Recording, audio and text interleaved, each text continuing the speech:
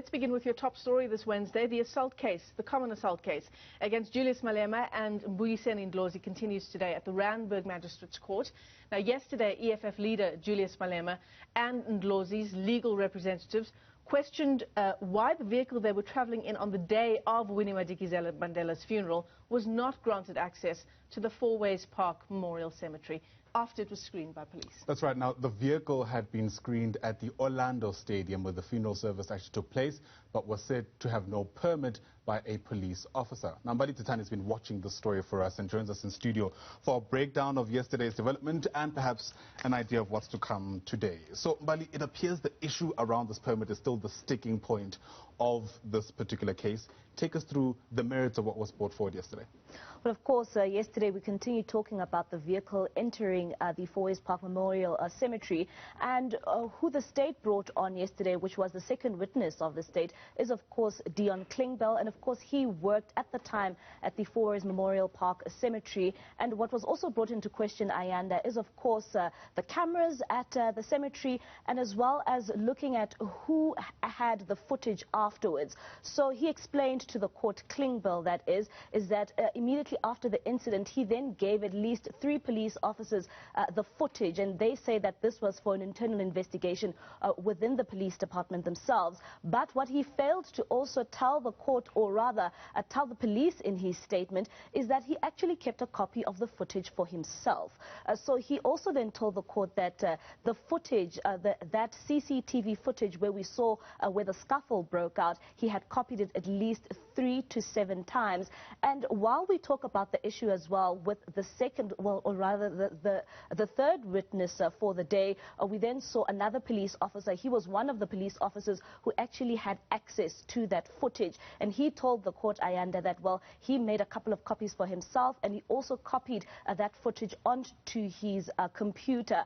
But at the same time, what was central in James Bronkhorst's testimony is that why? Because he explained to the court that he has extensive experience in the police force and in the VIP protection services in particular, and he was questioned on numerous occasions as to when an event of that magnitude takes place, what is the procedure and what is the protocol. You'd remember, Ayanda, that the funeral did take place at Orlando Stadium, and the defense then told the court that at the time of that funeral, Julius Malema's vehicle as well as Mbuyiseni Ndlozi's vehicle was allowed access in the VIP parking of the stadium. And one would tell you that if your vehicle is allowed inside the stadium, it had to go through proper screening. Yes. So it had the permit, and this is what we're told in court, that because of the screening that took place at the Orlando Stadium, then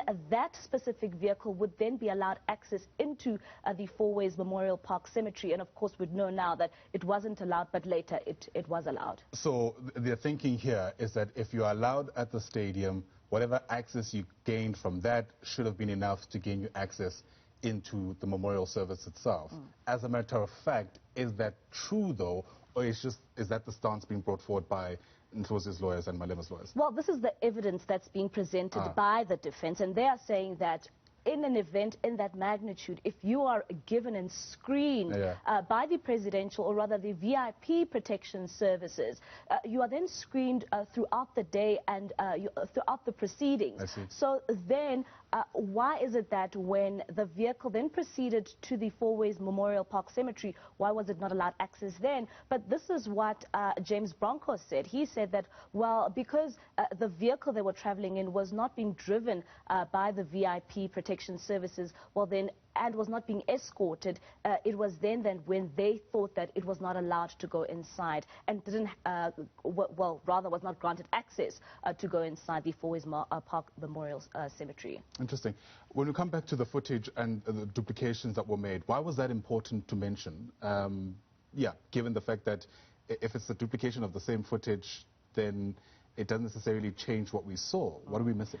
Well, it was quite important because the defense then said that the evidence was then part of, well, it was sent out to the public and was given to a number of media houses, AfroForum, because they're the ones who also brought this specific footage to light. But at the same time, they questioned the footage because one thing that they questioned this on was the sticker on the vehicle of Julius Malema's vehicle. So because the footage was duplicated so many times, the actual sticker on the vehicle is not particularly clear. And this is what the defense was saying, that should a video be duplicated so many times, sometimes it does get pixelated. And that's why the police officer, Bronkhorst, couldn't really clearly see what was in the vehicle in terms of the sticker placed on the vehicle. That's interesting. Very quickly, what are we expecting today? Well, we are expecting Bronkhorst to continue with his testimony. We also know that the 3 police officers who were given that footage, one of them is also going to be on the stand today, and he's also expected to bring in his testimony. He's one of the witnesses from the state. All right, Mbali Thethani, watching that rather complex case taking place at the Randburg Magistrates Court. Mbali, thanks very much indeed. As always, once proceedings get underway, of course, we'll bring them to you live right here on Newzroom Afrika, channel 405.